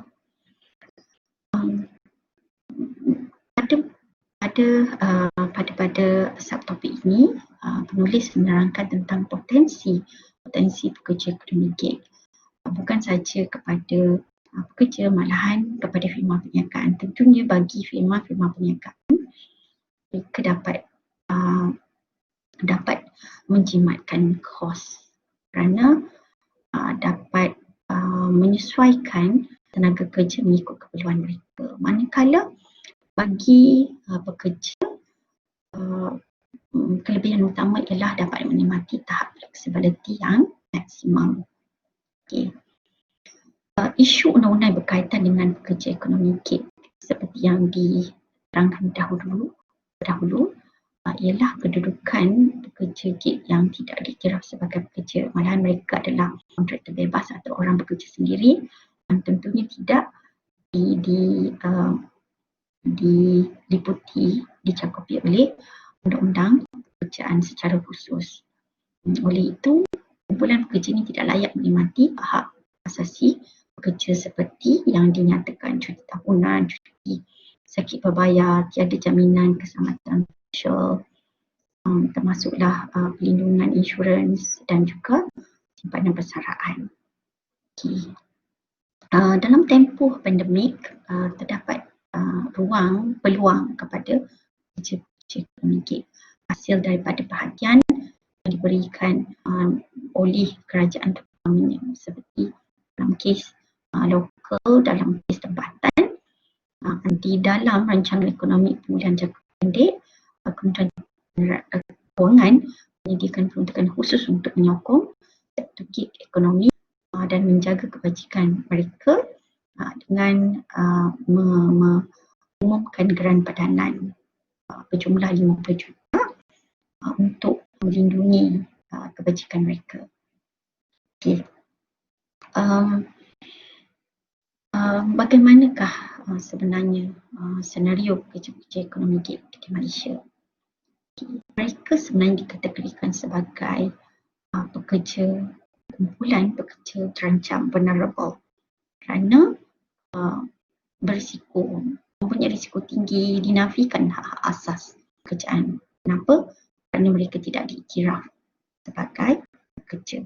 Padahal mereka adalah pekerja kontraktor bebas ataupun orang bekerja sendiri. Okay. Oleh itu tidak hairan inilah antara isu yang dibangkitkan, pemecatan tidak adil, penafian terhadap gaji minimum, hak menyertai kesatuan dinafikan, cuti tahunan berbayar dinafikan, serta tidak mendapat cuti sakit berbayar. Ini dilihat dalam kes mahkamah dalam bidang kuasa UK, Amerika Syarikat, even termasuklah di Australia, dan kebanyakan kes melibatkan platform e-panggilan. Platform penyedia perkhidmatan pengangkutan lah. UK, kes yang sangat popular ialah Uber BV dan Aslam yang sekarang dalam proses rayuan ke Mahkamah Persekutuan, melibatkan kumpulan pekerja ekonomi gig menuntut menuntut hak mereka daripada platform digital Uber BV.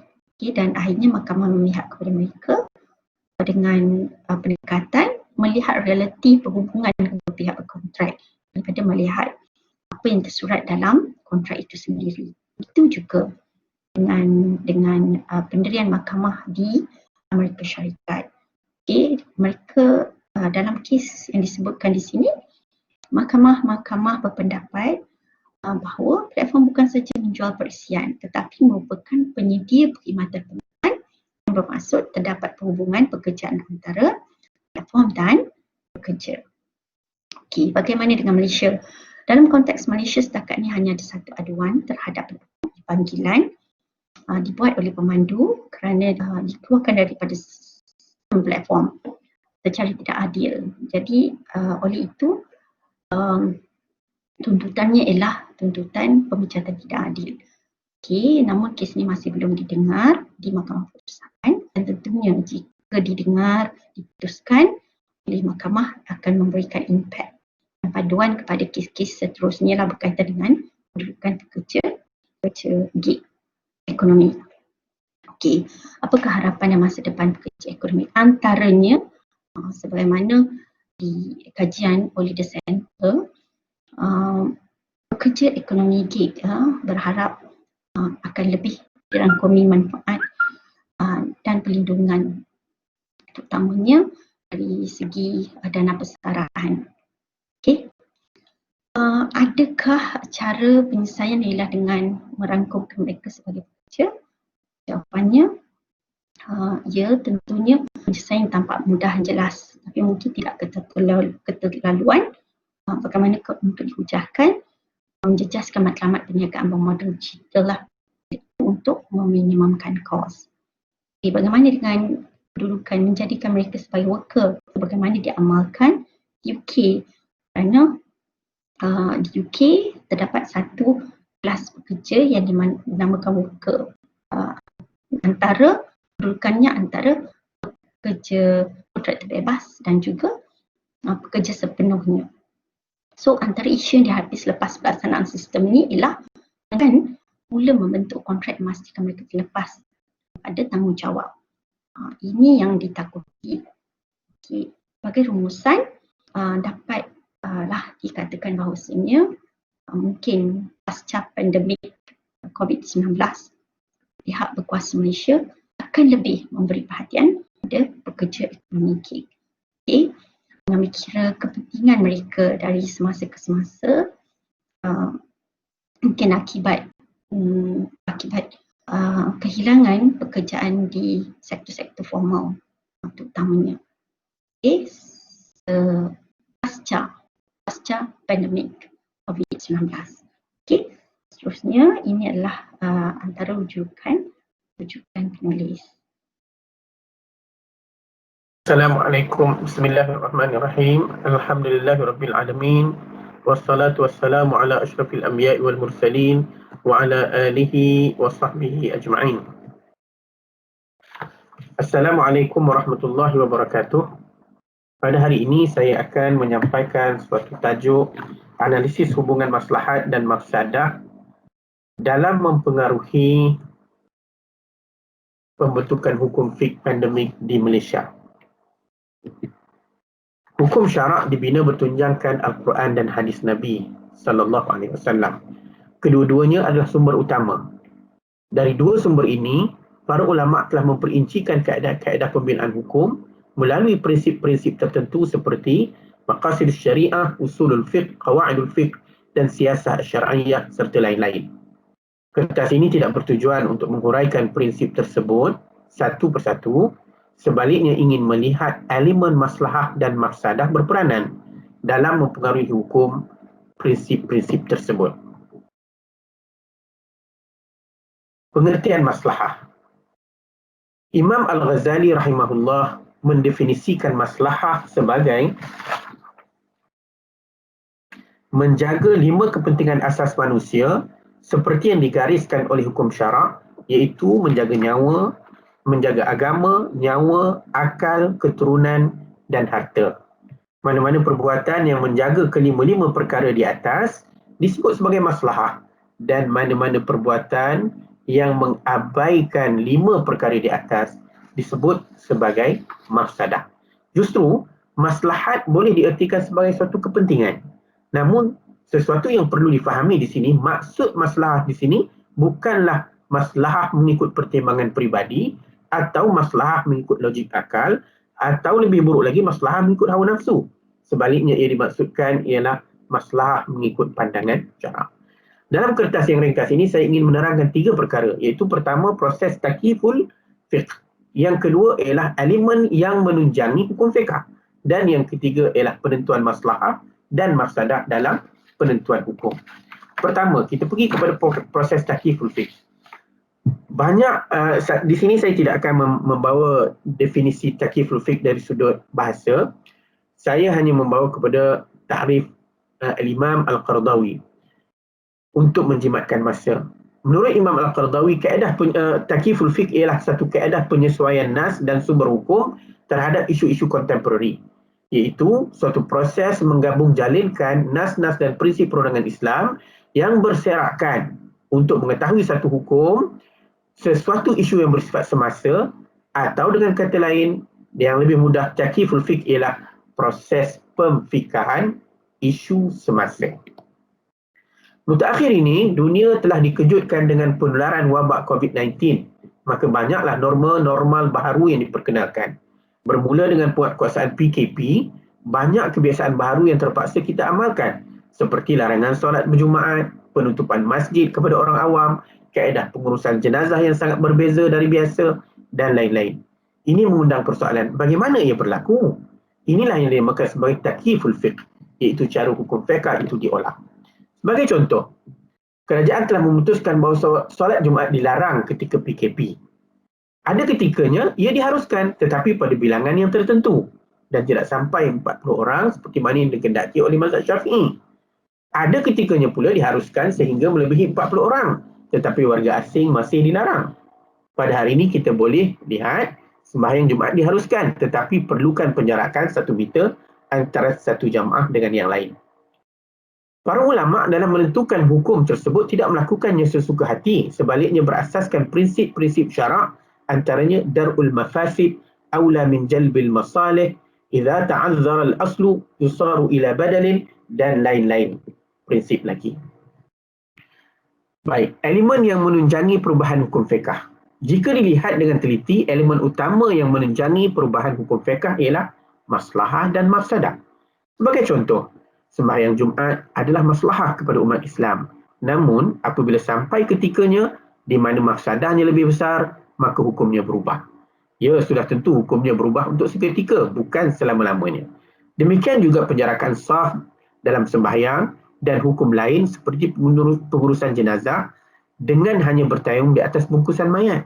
Justru, melihat pentingnya maslahah dan mafsadah ini, maka perlu ada satu standard agar orang awam tidak beralasankan kepada maslahah semata-mata, sedangkan hukum itu dipandu oleh hawa nafsu mereka. Ketiga, standard dan penentuan maslahah dan mafsadah dalam proses pembinaan hukum. Para fuqaha telah membuat beberapa garis panduan dalam menentukan standard maslahah dan mafsadah. Apabila wujud pertembungan antara kedua-duanya, hal itu perlulah diuruskan seperti dalam gambar rajah. Pertama, sekiranya pertembungan itu boleh dihimpunkan, boleh disatukan, maka menghimpunkan di antara keduanya adalah lebih baik. Berdasarkan kepada kaedah hukum, a'malud dalilain aula min ihmali ahadihima. Namun, sekiranya menghimpunkan di antara dua hukum yang bertentangan itu tidak boleh lantaran wujudnya pertentangan dan perbezaan yang nyata, maka hendaklah dilakukan proses tarjih. Dan proses tarjih ini melalui beberapa kaedah yang akan dibincangkan selepas ini.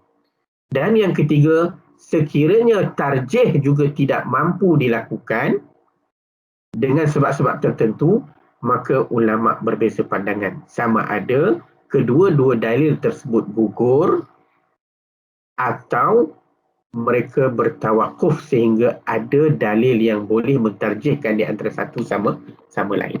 Baik, pertembungan maslahah dan mafsadah boleh berlaku dalam 3 keadaan. Pertama, pertembungan antara maslahah dengan mafsadah. Kedua, pertembungan antara mafsadah dengan mafsadah. Dan ketiga, pertembungan antara maslahah dan mafsadah. Uraian pertembungan boleh dilihat seperti berikut.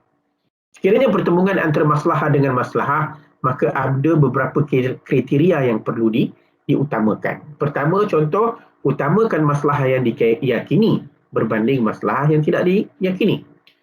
Kedua, utamakan maslahah yang lebih jelas berbanding maslahah yang tidak jelas. Ketiga, utamakan maslahah umum berbanding maslahah khusus. Keempat, utamakan maslahah yang lebih besar berbanding maslahah yang kecil. Dan kelima, utamakan maslahah yang telah disepakati oleh para ulama berbanding maslahah yang masih diperdebatkan. Demikian juga standard penentuan apabila mafsadah bertemu dengan mafsadah. Kaedah pentarjihan pertembungan antara maslahah dan mafsadah. Sekiranya wujud pertembungan antara maslahah dan mafsadah, maka ada beberapa kaedah yang perlu kita raikan. Pertama, berdasarkan kepada pendominasian mana-mana posisi. Apabila berlaku pertembungan antara maslahah dengan mafsadah yang tidak dapat dihimpunkan dan berkaitan dengan sifat yang mendasari, maka hendaklah didahulukan perkara yang mendominasi di antara keduanya. Sekiranya dalam perkara tersebut mafsadah mendominasi, maka hukumnya adalah haram. Kena raikan mafsadah. Sebaliknya, jika maslahah yang mendominasi, maka hukumnya adalah harus, maka kena raikan hukum maslahah. Perkara yang kedua ialah berdasarkan daruriyat. Daruriyat terbahagi kepada 3. Satu disebut sebagai maratibud daruriyat, satu daruriyat, hajiat dan tahsiniyat. Hendaklah kita meraihkan daruriyat lebih daripada hajiat dan hajiat lebih daripada tahsiniyat. Demikian juga al-kulliyatul khams. Hifzuddin lebih utama daripada hifzun nafs. Hifzun nafs lebih utama daripada hifzul aql. Hifzul aql lebih utama daripada hifzul nasal. Wa hifzul nasal lebih didahulukan daripada hifzul mal. Baik. Kriteria yang ketiga ialah berdasarkan kepada hukum taklifi. Hukum taklifi ini terbahagi kepada 5: wajib, sunat, harus, haram dan makruh. Sekiranya bertembung di antara perkara sunat atau perkara wajib yang mendatangkan maslahah bertembung dengan perkara yang mafsadah, haram umpamanya, maka hendaklah didahulukan perkara yang haram, diraihkan perkara yang haram. Maknanya haramlah hukumnya. Sebagai contoh, kita bawa kat sini ialah memakai face mask. Pada asasnya sembahyang dengan menggunakan face mask adalah hukumnya makruh. Tetapi apabila wujudnya keperluan untuk pakai face mask, maslahah untuk menjaga nyawa, maka hukum makruh itu tadi hilang, bertukar menjadi harus, atau ada ketikanya bertukar menjadi wajib. Baik. Yang keempat ialah berdasarkan kepada ruang lingkup pemakaiannya, sama ada umum atau khusus. Maslahah individu, mafsadah umum, maka hendaklah didahulukan yang umum daripada yang khusus. Contohnya sembahyang Jumaat. Sembahyang Jumaat merupakan maslahah bagi individu tertentu. Tetapi dalam konteks sebuah masyarakat untuk memelihara jangkitan ini daripada terus menular, maka mafsadah yang besar ini dapat kita lihat, maka hukumnya sembahyang Jumaat harus dihentikan untuk seketika. Yang seterusnya ialah berdasarkan kepada pengiktirafan syarak, sama ada ia disepakati atau tidak sekati. Kemudian berdasarkan kepada kesepakatan para ulama, dan yang akhir ialah berdasarkan kepada kedudukan risiko sebenar. Yang ini kita perlu merujuk kepada ahlul khabir, seperti merujuk kepada KKM, Kementerian Kesihatan Malaysia, untuk melihat sejauh manakah kesan penularan pandemik COVID-19 ini untuk kita menentukan hukum. Kesimpulannya, penentuan maslahah dan mafsadah memainkan peranan yang penting dalam proses membina suatu hukum fiqh. Hal ini kerana memelihara maslahah dan menolak mafsadah adalah objektif utama maqasid syariah Islamiah. Namun penentuan maslahah dan mafsadah bukanlah dilakukan secara sembrono, mengikut logik atau hawa nafsu semata-mata, namun ia perlulah berpandukan kepada kaedah dan prinsip hukum syarak. Sekian, terima kasih.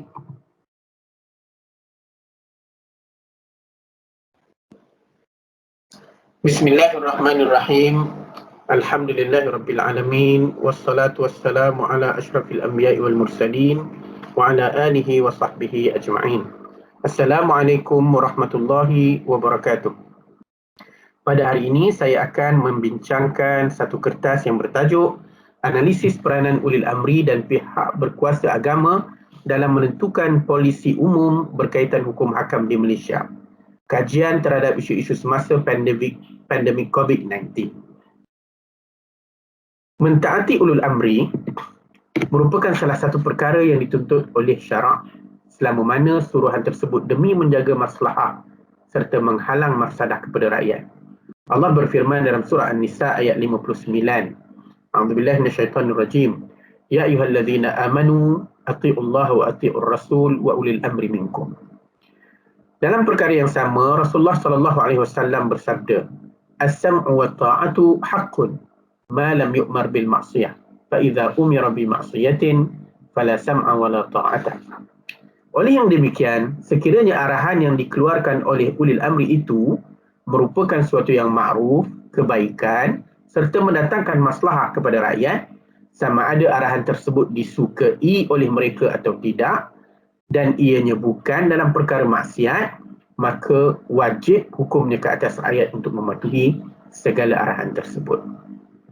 Kertas ini bertujuan untuk menjelaskan siapakah ulil amri, apakah peranan mereka dalam membentuk polisi umum berkaitan dengan hukum hakam di Malaysia, khususnya dalam mendepani COVID-19. Pertama, kita pergi kepada konsep ulil amri. Ulul amri, pengertian ulul amri, ulama berbeza pandangan mengenai pengertian ulul amri. Pertama, menurut Abu Hurairah, Ibnu Abbas, Zaid bin Aslam, mereka berpandangan yang dimaksudkan dengan ulul amri dalam ayat di atas adalah pemerintah. Sementara menurut Ikramah pula, yang dimaksudkan dengan ulul amri ialah Sayyidina Abu Bakar radhiyallahu anhu dan Sayyidina Umar radhiyallahu anhu. Manakala Mujahid dan Abu Bakar bin Abdullah Al-Muzani, mereka berpandangan ulul amri ialah sahabat-sahabat Rasulullah SAW. Manakala Ibnu Abbas, Jarir bin Abdullah, Abi Aliyah, mereka berpandangan yang dimaksudkan sebagai ulul amri ialah al-ulama, iaitu ilmuwan dan para fuqaha. Dalam perbezaan pandangan ini, At-Tabari menjelaskan bahawa pendapat yang paling tepat adalah pendapat pertama yang mengatakan bahawa maksud ulil amri ialah para pemimpin dan penguasa. Pandangan ini dikuatkan dengan sebuah hadis Nabi SAW an Ibnu Umar radhiyallahu anhuma an Nabi SAW qala 'ala al-mar'i al-muslim as-sam'u wa at-ta'ah fima ahabba aw kariha illa an yu'mar bi ma'siyatin fa idza umira bi ma'siyatin fala sam'a wa la ta'ata muttafaqun alaih. Dalam erti kata lain, ulil amri adalah kerajaan yang memerintah sesebuah negara. Dan termasuklah dalam kategori dan pengertian tersebut ialah kementerian-kementerian yang berada di dalam kerajaan tersebut. Oleh itu, boleh kita simpulkan bahawa ulil amri dalam mendepani pengurusan hukum hakam berkaitan COVID-19 secara langsungnya terbahagi kepada 7 unit. Pertama ialah yang di Pertuan Agong.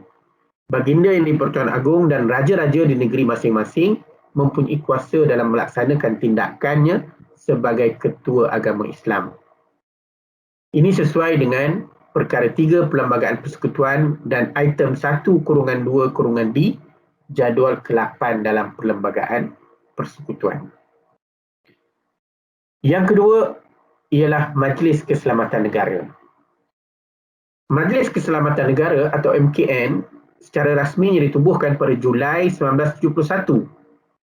MKN bertanggungjawab menyelaraskan dasar-dasar berkaitan keselamatan negara. Seksyen 5 Akta Majlis Keselamatan Negara 2016 telah memberikan kuasa kepada MKN untuk melakukan apa-apa yang perlu atau sesuai berkaitan dengan fungsi dan tanggungjawabnya, di mana kuasa yang diberikan ini boleh melangkaui mana-mana undang-undang bertulis yang lain. Yang ketiga ialah Kementerian Kesihatan. Kementerian Kesihatan berperanan penting dalam menjamin kebajikan dan kesihatan rakyat. Dalam konteks isu pandemik COVID-19 ini, KKM bertindak sebagai pakar dan penasihat utama kerajaan berhubung tindakan pencegahan dan pemulihan dari serangan wabak ini. Ini juga menjadi rujukan pihak berkuasa agama untuk menentukan tahap darurat yang membolehkan sesuatu kewajipan agama berubah hukum. Dan yang keempat ialah jabatan-jabatan yang terdiri daripada menteri di Jabatan Perdana Menteri, Hal Ehwal Agama Islam, Pejabat Mufti, Majlis Agama Negeri dan Jabatan Agama Negeri. Unit-unit ini bertindak dan bertanggungjawab dalam menjaga hal ehwal agama Islam dan juga menyelesaikan isu-isu berbangkit antara agama Islam dan orang agama lain. Oleh sebab hal ehwal agama Islam terletak di bawah bidang kuasa negeri, maka tidak dapat tidak Pejabat Mufti, Majlis Agama Islam Negeri dan Jabatan Agama Islam Negeri memainkan peranan utama dalam membina hukum hakam yang berkaitan agama bagi negeri-negeri yang terlibat. Bagi tujuan penyelarasan, Jawatan Kuasa Muzakarah Majlis Kebangsaan bagi Hal Ehwal Agama Islam atau MKI yang duduk di bawah JAKIM bertindak menyelaras fatwa-fatwa negeri. Keputusan MKI akan dibawa semula ke negeri untuk diluluskan di peringkat negeri masing-masing. Apa pula peranan dan tanggungjawab ulil amri terhadap rakyat? Setiap ulil amri adalah ditanggungjawabkan untuk melaksanakan amanah yang telah diberikan kepadanya sesuai dengan sabda Rasulullah SAW, kullukum ra'in wa kullukum mas'ulun an ra'iyatih. Mulla Ali Al-Qari dan Al-Munawi menyatakan bahawa amanah yang diberikan kepada mereka adalah berupa rakyat dan perihalnya serta segala haknya adalah di bawah tanggungjawab ulil amri. Maknanya, apakah amanah yang diberikan kepada pemimpin? Amanah itu ialah rakyat mereka. Setiap amanah, kepercayaan dan tanggungjawab yang dipikul ini hendaklah dilaksanakan dengan adil, dijaga kemaslahatan mereka dari sudut duniawinya dan ukhrawinya. Bahkan semua tanggungan ini akan disemak dan dinilai oleh Allah Subhanahu Wa Taala semula di akhirat, sama ada orang yang diamanahkan ini berjaya atau gagal melaksanakan segala beban yang diberikan. Operasi ulil amri dalam menentukan polisi umum berkaitan hukum hakam pandemik COVID-19. Setiap ulil amri yang terlibat mempunyai peranan dan bidang kuasanya sendiri. Ada yang berperanan dan berbidang kuasa di pusat, ada juga yang hanya di peringkat negeri. Sungguh pun demikian, mereka akan saling bekerjasama dalam membentuk sebuah polisi umum berkaitan al-ehwal agama Islam. Ini menunjukkan bahawa setiap polisi umum yang dihasilkan adalah melibatkan pelbagai pihak dari pelbagai bidang yang bekerjasama demi menjaga maslahat serta menghalang mafsadah berlaku kepada rakyat. Cabaran yang paling besar di sini ialah menyelaraskan tindakan antara agensi-agensi yang terlibat. Di sinilah peranan MKN yang bertanggungjawab menyelaraskan dasar-dasar berkaitan keselamatan negara. Peranan yang dilaksanakan oleh setiap ulil amri dan pihak berkuasa agama ini menunjukkan wujudnya elemen syura seperti mana yang dianjurkan oleh Islam. Cabaran dalam pembentukan polisi berkaitan agama Islam di Malaysia. Terdapat beberapa cabaran yang timbul dalam pembentukan polisi ini, seperti konflik bidang kuasa antara ulil amri dengan pihak berkuasa agama. Hal ini terjadi apabila bidang kuasa kerajaan pusat dalam hal keselamatan negara dan pencegahan penyakit berjangkit bertembung dengan bidang kuasa kerajaan negeri dalam isu-isu berkaitan agama. Pertembungan seringkali terjadi apabila pihak MKN telah meletakkan sesuatu SOP yang berkaitan dengan PKP yang dikuatkuasakan. SOP tersebut dilaksanakan mengikut budi bicara pihak berkuasa agama negeri, sama ada hendak mengamalkannya secara menyeluruh, sebahagian atau mengikut kesesuaian.